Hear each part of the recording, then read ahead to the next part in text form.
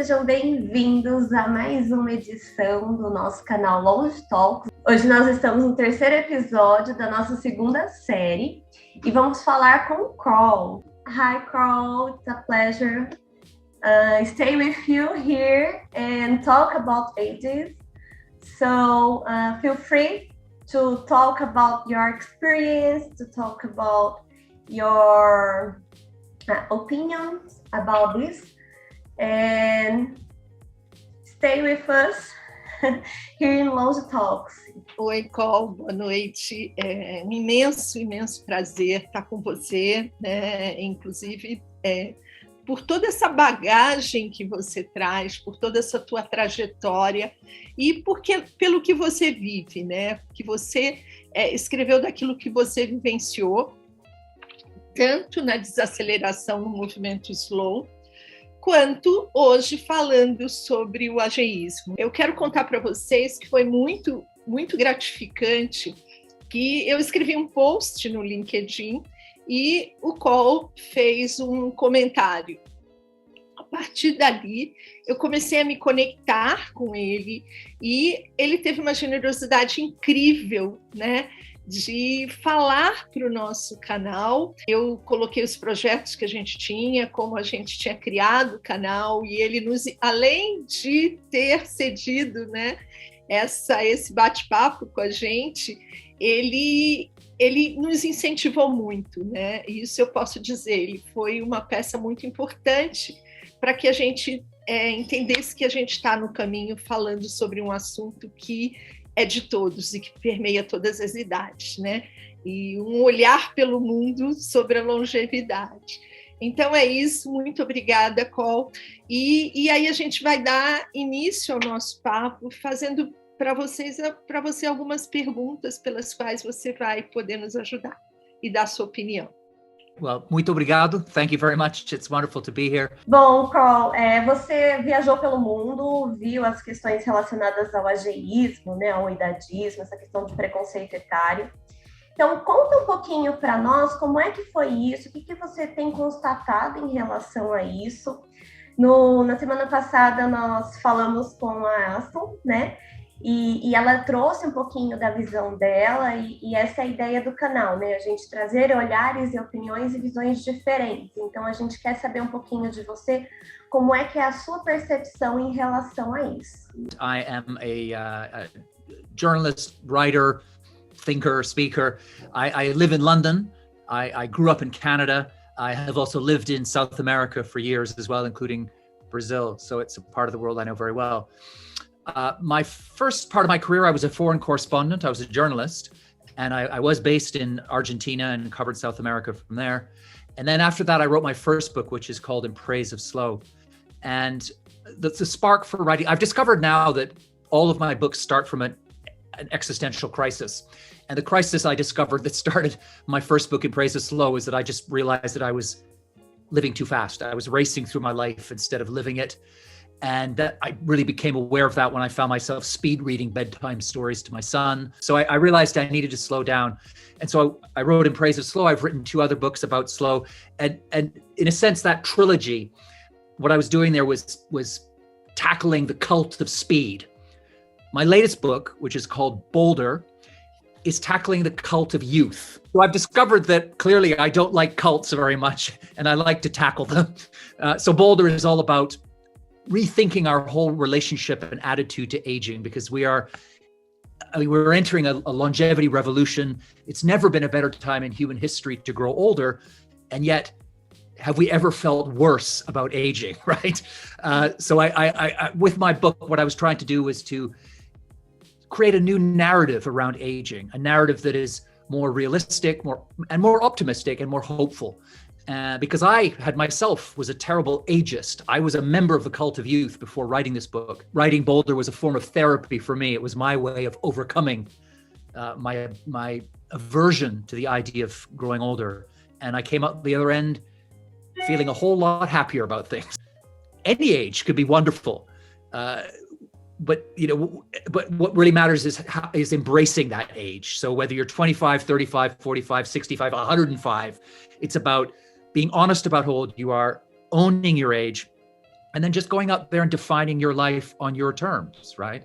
The key thing for aging, and aging well and aging hopefully and aging boldly, to use the title for my book, Bolder, is that you want to embrace the present, what age you are now, without shrinking from the future or pining for the past, right? That's the real art of aging, I think. Agora eu queria conversar com você um pouquinho e saber, na sua opinião, o que a gente pode fazer para diminuir a barreira do preconceito, principalmente nas empresas? Well, I think there are many things we can do. The first step, I think, towards breaking down the taboo against aging and the stereotypes and preconceived ideas we have about growing older is to mix up the generations, right? Throughout human history, people of different ages mixed. They were together at home, in the farm, in the market, in the street. It was just the norm. But in the modern world, we have found ourselves in silos where we are separated from each other and walled off into little bubbles of everybody, where everybody is the same age. And that allows prejudice to flourish. And when you bring people back together and mix up the generations, you start taking down the cult of youth. You start taking down the prejudices, because nothing defeats prejudice better than getting to know the people being the objects of the prejudice, right? If you're carrying around a stereotype about someone or a group, the best way to destroy that stereotype is to meet people from that group, right? Because mostly stereotypes are wrong. Right? So I always say, whether it's in a company, a community, a school, a neighborhood, wherever you can bring down barriers between generations and bring people together, that's when the music and the magic happen. That's when you start to change the way that everybody feels about aging. So older people feel more included, less excluded. They feel, they feel happier, healthier. They're able to share their knowledge, their experience, the things they bring to the party. But younger people also learn that older people don't all have dementia, right? They're not all depressed and unhappy and angry. And and that's why whenever you see any research done on multi-generational projects, people of all ages benefit and everybody loves it. It's the natural way of being a human being, is surrounded by people of different ages. So we just need to get back to something that we've always had before the modern era, relearn the lost art of being around people of different ages. Concordo, é isso mesmo. E outra coisa em relação à longevidade, né? Como é que a gente tem que se preparar? Você fala bastante no seu livro na questão de diminuir, né? Desacelerar. Então, e inclusive em TED Talks você falou sobre isso. Como é que a gente tem que conduzir? A gente está numa realidade com uma demanda assim de informação e com excesso de informação, de produção além da demanda. Como é que a gente envelhece? Como é que vai ser essa nova longevidade? Como é que a gente pensa na nossa longevidade nesse cenário atual? I think we need to think differently about the life path. The traditional path of life was divided into 3 sections: learning, youth; earning, or having children, middle; and then rest, retirement at the end, right? That doesn't make any sense in a world where many of us will be living into our 80s and 90s, maybe even to 100. So I think we need to get rid of the idea of fixed paths and carry on doing all of these things through all our lives. So we should be aspiring to carry on learning and education all the way through our lives, right? We should aspire as well, I think, to carry on doing some kind of work, to spread out that work across the life more widely, so that we don't have to work so hard in our 30s and 40s and early 50s. Spread it out, right? Have more time for people to do sabbaticals or take time off or explore or have children or care for loved ones, at all stages of life.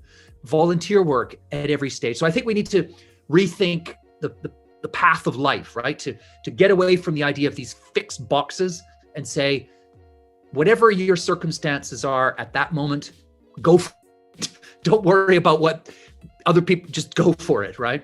And this is something the pandemic has reminded us of, I think, is the importance of social contact, that we are social animals, human beings. We need to have strong social networks and bonds. And that's one of the big drivers of good longevity, of living and aging well, is having strong social networks. So I would say, try wherever you can to reach out to people, whether it's in your neighborhood, your street, your whatever, and just keep those things going all the way through your life. And this isn't just a problem. Loneliness is not just a problem for older people.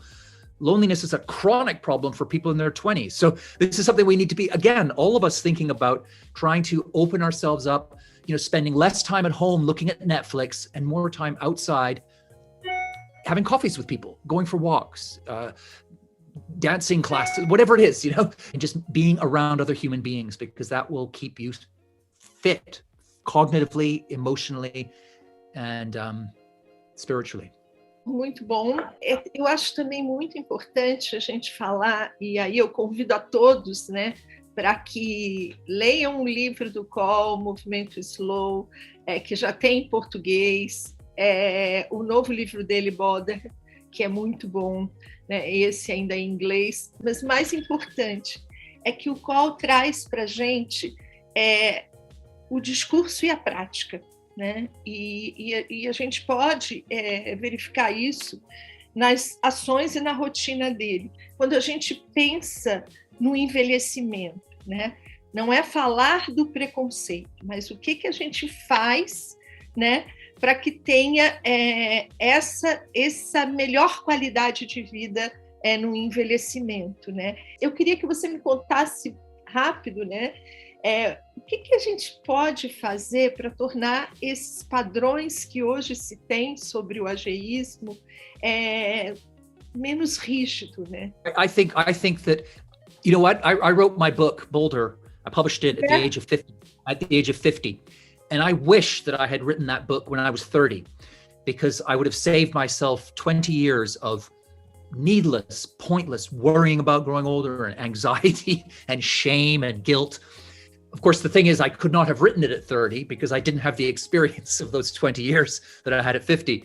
But other people now, it's interesting to me because so many people I'm hearing are reading my book they are 30, 25, 20-year-olds are writing to me and saying, this is so important for us to be thinking about our lives, the way we live them now, not waiting till we are suddenly 45 and then we think about how to live well, how to be connected social. No, we need to be cultivating this beautiful garden that is life from as early as possible, right? I actually think we should be talking about aging and the course path of life to children in schools, getting people thinking about what their life might look like, because especially in a fast forward culture, the only thing we can think about is what's happening next week or tomorrow, right?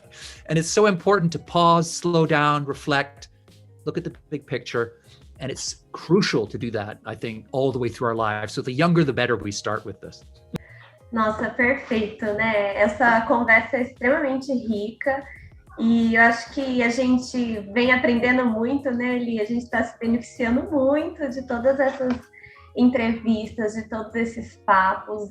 E é muito legal, assim, ver tanto pessoas daqui quanto pessoas de fora elogiando o nosso projeto, elogiando a forma como a gente está conduzindo. A gente até deixa aqui um agradecimento, né, a todos vocês que nos seguem, que participam, que dão dicas, sugestões, porque tudo isso favorece o nosso crescimento. Eu queria também acrescentar, né, fora todas essas oportunidades que a gente está tendo de conhecer pessoas maravilhosas, e principalmente, né, aqui a gente hoje bateu um papo com o Carl e colocar, né, a importância da gente abrir, né, o nosso olhar e a nossa visão, porque assim a gente cria, né, novas formas de ver e nos se adaptar à nossa cultura, ao nosso próprio envelhecimento, porque cada um vai ter um envelhecimento um diferente do outro,